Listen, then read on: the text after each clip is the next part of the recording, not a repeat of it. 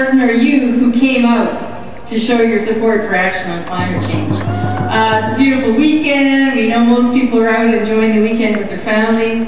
And just because they're not here, we know in their hearts they're doing their best to get out on their bikes, to get on the LRT, to insulate their homes, and to take their own action. I appreciate the comments earlier.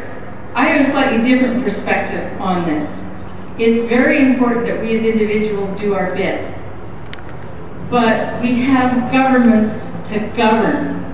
And we have not had in this country for the last two federal governments, and I'm sorry, I have to disagree here with Dave Parker. We have had a whole slew of international agreements signed by the past governments. And what action have they taken to protect endangered species, to act on climate, to reduce air pollution? Absolutely nothing. It was a huge struggle in the House of Commons to try to get the Liberal Party to sign on to get that bill passed for the second time. And yes, Jack Layton did get his bill for action, for political accountability on climate change, passed twice by the House of Commons, and Stephen Harper directed the Senate to kill that bill. And that's why that bill died the second time. David, all parties are taking action on climate change, even the Conservatives. But as you know, we all know, the kind of action that the Conservatives government have been doing is doing things like killing the home energy retrofit program. Until this year, they put a few pennies back in. And spending billions of the dollars out of your pockets, out of Canadians' pockets, to subsidize coal-fired power and the tar sands industry in Alberta. That's their so-called action on climate change. And what result do we have of that? Well, we have legislation passed by this legislature imposing on you, Albertans, liability if they use this carbon capture and sequestration and there is a disaster. You are going to pay the farmers who live adjacent to these sequestration sites, the people at Lake Waban, such as myself, who have had cottages there for many generations, the Paul First Nation. We will bear the liability if there's a disaster. So yes, the Conservative government has been taking action, but it's certainly not in the direction that Canadians have been calling for. We have had agreement after agreement signed at important international meetings. Most recently, I had the fortune of going to 3 of those when I was the environment critic. In fact, right now, I am not the federal environment critic. I am the critic for Aboriginal Affairs and Northern Development. As far as I'm concerned, I still carry the load for environment and climate change, because who is most being impacted in the world? The people of the Arctic. The people of the Arctic and the entire circumpolar. Of course, also Bangladeshi and so on and so forth. And David Parker is very, very correct about that. And as the renowned scientist just stated. What is our government doing? They promised at Cancun last December, I was there in the room where the hundreds of nations were represented, and Canada signed on to an undertaking to enact and propose a low-carbon national energy strategy for this country. Where is that strategy? I need every one of you here today, and every one of you as a sister and a brother and a mother and a father and a cousin and a neighbor. Every one of you should be writing a letter to the Prime Minister and saying, where is that low-carbon energy strategy? Well, they're planning. It's already very clear, okay? They have, oh yes, they've taken action. They've issued regulations to control greenhouse gases on coal-fired power plants. And what do those regulations do? Exempt every single coal-fired power plant in this province. Coal-fired power right now in Alberta is the single largest source of greenhouse gases.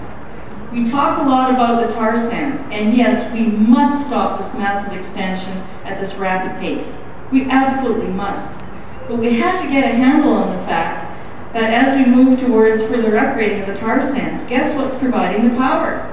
Why are we building all of those high-risk power lines through neighborhoods in Edmonton? They're coming from the expansion of coal-fired power. So we've got a huge problem here in this province. You know, the rest of the country says, Alberta, get your act together.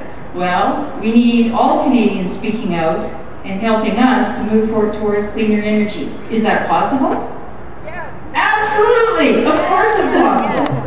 Pembina Institute, Alberta-based, fabulous organization, have done really hard work over the last decade. They've done an analysis of Ontario and an analysis of Alberta, and they have proven that within 20 years, totally cost-effectively, using existing alternative technology, we can get off the addiction to coal-fired power. It is totally 100% possible. What's missing? Governance. All of the incentives are going towards the expansion of fossil fuels at a time when our planet is in crisis. So we need environment ministers who actually stand up for the environment. We need the Alberta Environment Minister to stop lobbying for the federal government to downgrade even their pathetic coal-fired power regulations. That's what they're asking for right now. Oh, the poor coal-fired power industry of Alberta. We need the federal Minister of Environment to turn back on his delays on the controls of the tar sands industry. Since I was elected, the federal government have promised that they will be bringing forward regulations to reduce greenhouse gases from the major industrial sectors. And their rules for coal-fired are going to do absolutely nothing. Nothing in the time that we need. And the minister just this week announced that the oil sands regulations will not happen this year. This is absolutely unforgivable. So we are going to Durban, to the last big climate change meeting, empty-handed again. Not only empty-handed, but our federal government is going and continuing the lobby to make sure that nobody does anything until everybody does something. So we need you to speak out. We need you to talk to your elected representative. We need all the members of Parliament for this province to step up to the plate and support action now. It is totally possible. We need the Harper government to shift all of those incentives and those billions of dollars to going towards supporting the fossil fuel industry and have a long-term strategy and investment in retrofitting of our business and homes. In my own riding, there are a lot of new companies with young Albertans who are really, really keen to get into this leading edge industry of energy efficiency. And what was the message the Harper government sent? They killed that program, you know, to help with the energy audits and to subsidize the retrofits. There's a company just south of my constituency office that is actually manufacturing energy efficient lighting. The office right above us is installing and selling energy efficient lighting and retrofitting and working with community leagues in Edmonton. We know we can do it. We know we can do our part in this province. And we need to stand up and tell the government. So if a provincial election is coming, that's a big chance. But let's not wait for the next federal election. We've got a problem right now. We've got a majority Harper government. But that is not going to stop me, and it's not going to stop my 101 colleagues in the official opposition. We're there for you. I want to hear from you, but I also want to hear that the other parties are hearing from you. Just because they've got a majority doesn't mean that we can't turn things around, and I need your support. So thanks for inviting me today. Thanks for showing up.